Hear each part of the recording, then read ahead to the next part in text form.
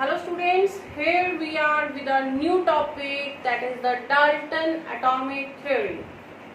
Dalton, John Dalton बहुत बड़ा एक रोल प्ले किया है केमिस्ट्री के अंदर। एटम के बारे में बहुत सारी इंफॉर्मेशन देने वाले साइंटिस्ट रहे हैं जॉन डाल्टन। तो अपने सारी चीजें जो एटम के बारे में इन्होंने बताई हैं, that was all combined in his theory, that is the Dalton atomic theory. What is Dalton atomic theory? वो डाल्टन थ्योरी जो है that was given by the John Dalton in 1808। क्या कहती है ये थ्योरी? अपनी थ्योरी के अंदर ये कहते हैं कि एटम जो है वो स्मॉलेस्ट इंडिविजिबल पार्टिकल है। जैसे हम पहले भी पढ़ चुके हैं, बात कर चुके हैं, एटम जो है सबसे छोटा पार्टिकल है किसी भी चीज को बनाने के लिए। सेम वही चीज, atom is the indivisible particle, इसको आगे डिवाइड नहीं किया जा सकता है। दूसरा ये कह रहे हैं कि एटम जो है can neither be created nor be destroyed. ना तो एटम बना है, ना ही एटम खत्म होगा, सिर्फ एक फॉर्म से दूसरी फॉर्म में बदलता जा रहा है। तो एटम जो है that can neither be created nor be destroyed, सबसे छोटा पार्टिकल है, ना तो बन सकता है ना ही खत्म हो सकता है। Atom of the same elements are similar in all respect. अगर एक एलिमेंट के हम एटम की, कार्बन की हम बात कर रहे हैं, कार्बन एलिमेंट की, तो उसके सारे के सारे एटम्स जो है वो सेम होंगे। चाहे हम कहीं से भी कार्बन लेंगे, वहां पे एटम, उसके कार्बन के जो एटम्स होंगे वो सेम होंगे सभी रिस्पेक्ट में, मास में, साइज में, शेप में, किसी भी तरीके से। एटम ऑफ डिफरेंट एलिमेंट, अब कार्बन की बजाय मैंने दूसरा एलिमेंट ऑक्सीजन ले लिया, डिफरेंट एलिमेंट्स ले लिए, तो दूसरा जो एलिमेंट्स है, अगर एलिमेंट अलग हो गया तो उसके सारे के सारे एटम जो है, कहीं से भी हम उसका एटम लेंगे, वो हर लिहाज से डिफरेंट मिलेगा in all respect, in size, in shape, in mass, हर तरीके से दूसरे एलिमेंट से उसका डिफरेंट मिलेगा सब कुछ। Atom combine to form a compound in a fixed ratio.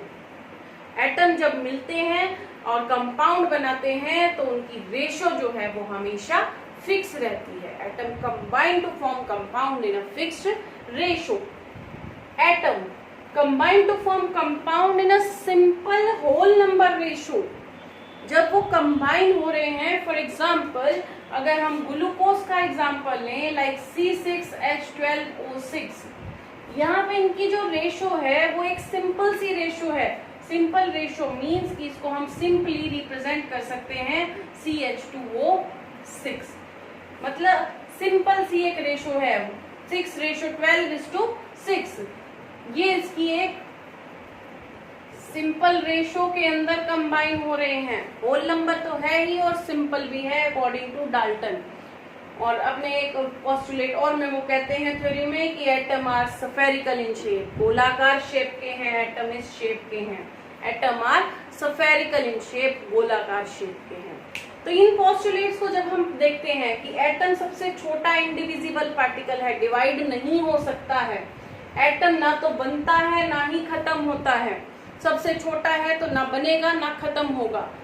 अगर हम इस पोस्टुलेट को देखें और law of conservation of mass को देखें, तो law of conservation of mass में था कि mass can neither be created nor be destroyed.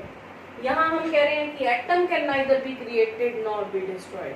तो law of conservation of mass इस डाल्टन के इस पोस्टुलेट के साथ मेल खाता है। उसमें मास था, इसमें एटम है। तो यहाँ पे लॉ ऑफ कंजर्वेशन ऑफ मास कौन से डाल्टन के पोस्टुलेट के साथ मेल खाता है कि atom can neither be created nor be destroyed. और कहते हैं कि एटम सेम एलिमेंट के सेम है हर रिस्पेक्ट में, एटम डिफरेंट एलिमेंट के डिफरेंट है हर रिस्पेक्ट में। एटम कंबाइन करते हैं कंपाउंड बनाने के लिए इन अ फिक्स्ड रेशियो। हमने एक लॉ पढ़ा था, लॉ ऑफ कांस्टेंट कंपोजिशन, उसके अंदर ये था कि एलिमेंट्स जो हैं they combine to form a compound in a fixed ratio by mass. यहाँ हम बात कर रहे हैं कि atom combine to form a compound in a fixed ratio. तो डाल्टन का ऐसा कौन सा पोस्टुलेट है जो कि लॉ ऑफ कांस्टेंट कंपोजिशन से मेल खाता है? दैट इज कि atom combine to form compound in a fixed ratio. जिस लॉ में उन्होंने कहा था कि elements combine to form compound in a fixed ratio by mass, तो ये मेल खाते हैं। एटम जो है सिंपल होल नंबर रेशियो में कंबाइन करते हैं कंपाउंड बनाने के लिए, और एटम जो है स्फेरिकल शेप के हैं, गोलाकार शेप के हैं। अब हमने डाल्टन की एटॉमिक थ्योरी तो पढ़ ली, लेकिन हमारे पास कुछ एक ऐसी कमियां बाद में देखने में आई कि डाल्टन ने जब अपनी थ्योरी तो दे दी लेकिन उसके अंदर कुछ कमियां भी रही। That was all limitations of Dalton atomic theory. क्या क्या कमियां रही हैं उस थ्योरी के अंदर? तो डाल्टन सबसे पहले तो कहते हैं कि atom is smallest indivisible particle, इसको तोड़ा नहीं जा सकता, बहुत छोटा है, बहुत छोटा है, सबसे छोटा है, इसको तोड़ा नहीं जा सकता। लेकिन जब हम एटम का स्ट्रक्चर पढ़ेंगे, हमारी यूनिट 4 है क्लास 9th में, एटम का जब हम स्ट्रक्चर पढ़ेंगे कि एटम गोलाकार है, इसके यहाँ पर न्यूक्लियस है और न्यूक्लियस के अंदर प्रोटॉन भी होते हैं पॉजिटिव चार्ज पार्टिकल्स, न्यूट्रॉन होते हैं बिना चार्ज वाले जीरो चार्ज पार्टिकल्स, और इलेक्ट्रॉन्स यहाँ पर घूमते हैं, यहाँ इलेक्ट्रॉन्स हैं नेगेटिवली चार्ज पार्टिकल्स हैं। तो क्योंकि एक एटम स्टिल इलेक्ट्रॉन प्रोटॉन और न्यूट्रॉन का बना हुआ है, तो डाल्टन का वो जो पोस्टुलेट था उसमें थोड़ी सी गड़बड़ है कि एटम सबसे छोटा नहीं है, एटम भी आगे इलेक्ट्रॉन प्रोटॉन और न्यूट्रॉन का बना हुआ है, और अगर उनसे बना हुआ है तो उसमें टूट भी सकता है। दूसरा वो कहते हैं कि उन्होंने कहा था कि भाई एक एलिमेंट के सभी एटम्स हर तरीके से बराबर होंगे, सेम होंगे हर रिस्पेक्ट में, लेकिन यहाँ पे मैंने आइसोटोप का कंसेप्ट लिया है जिसमें एटॉमिक नंबर तो सबका सेम है, इसमें ये हाइड्रोजन एलिमेंट ही है, लेकिन इनका मास फर्क है। उसमें कहा था हर लिहाज से सेम है, मास में, साइज में, शेप में, लेकिन मास यहाँ पे फर्क है। Same atomic number different mass number, isotopes पहले भी हम डिस्कस कर चुके हैं, आने वाली यूनिट्स में भी करेंगे। तो आइसोटोप के कंसेप्ट यहाँ पे नहीं ले पाए, जिसमें फर्क हो जाता है, प्रॉपर्टीज फर्क हो जाती हैं, मास फर्क आ रहा है तो प्रॉपर्टीज भी फर्क हो जाती हैं। कार्बन एटॉमिक नंबर दोनों में 6 है, सेम एलिमेंट है, लेकिन आइसोटोप है, इसका 12 मास भी एग्जिस्ट करता है, 14 वाला भी है, तो यहाँ पे आइसोटोप का कंसेप्ट नहीं ले पाए। आइसोबार का कंसेप्ट नहीं ले पाए। उन्होंने क्या कहा था कि जब एटम्स जो हैं, अगर एलिमेंट फर्क है तो वो हर लिहाज से उनके एटम्स डिफरेंट होंगे, लेकिन हमारे पास यहाँ पे अलग अलग एलिमेंट्स हैं, आर्गन, पोटेशियम, कैल्शियम, तीनों अलग अलग एलिमेंट्स हैं, लेकिन आप देख सकते हैं इनके मासेस सबके सेम हैं, 40 मास है सभी का। इट मीन्स कि अपने पास एलिमेंट अगर अलग हो भी तो उनकी जो प्रॉपर्टीज हैं उनमें कुछ ना कुछ कॉमन हो सकता है। जैसे यहाँ पे मास अगर कॉमन है, मास सेम है, तो इसका मतलब इनकी प्रॉपर्टीज मिलती जुलती भी हो सकती हैं। तो ये भी कंसेप्ट यहाँ पे थोड़ा सा गड़बड़ा गया था। एक अपने वो पोस्टुलेट में कहते हैं कि एटम मिलके कंपाउंड बनाते हैं और रेशो होल नंबर सिंपल और होल नंबर होती है, लेकिन जरूरी नहीं कि वो होल नंबर तो होगी, लेकिन जरूरी नहीं है कि वो सिंपल हो। फॉर एग्जाम्पल मैं एग्जाम्पल ले रही हूँ सुक्रोज का। सुक्रोज का फॉर्मूला होता है C12H22O11। यहाँ पे आप रेशो इसकी देख सकते हैं 12:22:11। ये रेशो सिंपल नहीं है, होल नंबर तो है, डेसिमल्स में नहीं है, होल नंबर है, लेकिन सिंपल नहीं है। तो ये वाला पोस्टुलेट भी यहाँ पे थोड़ा सा गड़बड़ आ गया था। तो ये कुछ एक लिमिटेशंस है डाल्टन की थ्योरी की कि एटम जो है वो स्टिल मेड होता है इलेक्ट्रॉन, प्रोटॉन और न्यूट्रॉन का, जबकि उन्होंने कहा था कि एटम इंडिविजिबल है।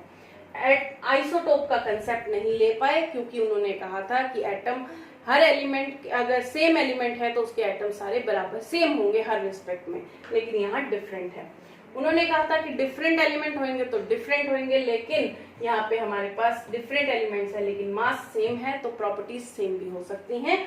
और वो कहते हैं कि रेशियो सिंपल और होल नंबर होगी, लेकिन यहाँ पे होल नंबर के साथ लेकिन सिंपल नहीं है रेशियो, हमारे पास एग्जाम्पल है। तो ये कुछ एक लिमिटेशंस है हमारे पास डाल्टन की atomic theory. So our next topic is symbol. What is symbol? जैसे हम किसी भी नाम को, किसी भी पर्सन के नाम को छोटे मोटे किसी नाम से पुकारते हैं, ऐसे ही एलिमेंट की जो शॉर्ट हैंड रिप्रेजेंटेशन है, एलिमेंट को शॉर्ट में रिप्रेजेंट करना, that is known as symbol. तो सिंबल जो है that is the short hand representation of element. Element को हम जब छोटे फॉर्म में रिप्रेजेंट करते हैं तो उस चीज को हम कह देते हैं symbol. First given by the Dalton. Dalton ने सबसे पहली बार सिंबल का कंसेप्ट दिया था, अपने ही सिंबल्स दिए थे जितने एलिमेंट्स उस टाइम पे थे, लेकिन बाद में क्योंकि कुछ कमियां रही थी, वो क्या रही थी हम डिस्कस करेंगे, लेकिन बाद में जो है आज की डेट में जो है हम बर्जेलियस के सिंबल्स का इस्तेमाल करते हैं।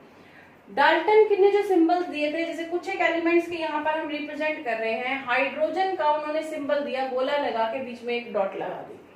ऑक्सीजन का सिंबल दिया, सिर्फ गोला लगा दिया। कार्बन में शेड कर दिया गोले में, कॉपर में गोला लगा के सी लगा दिया। यहाँ पे ये ड्राइंग सी बनानी पड़ रही है और सभी आप देख सकते हैं गोलाकार है और बीच में अगर डॉट नहीं लगी, हाइड्रोजन में अगर डॉट लगाना भूल गई या नहीं लगाई तो वो ऑक्सीजन का सिंबल बन जाएगा। तो ये कुछ एक कमियां रही कि ड्राइंग बनाने में एक तो टाइम कंज्यूमिंग है और दूसरा काफी कंफ्यूजिंग है कि अगर डॉट लग गई तो कुछ बन गया और डॉट नहीं लगी तो कुछ बन गया, गलती से डॉट यहाँ लग गई तो सिंबल बदल गया। तो ये कुछ एक कमियां रही हैं डाल्टन के सिंबल की। उन कमियों को दूर करते हुए बर्जेलियस, आज की डेट में हम बर्जेलियस के सिंबल्स यूज करते हैं, जैसे हाइड्रोजन का H, ऑक्सीजन का O, कार्बन का C, बहुत सारे मतलब 118 एलिमेंट्स के सिंबल हैं।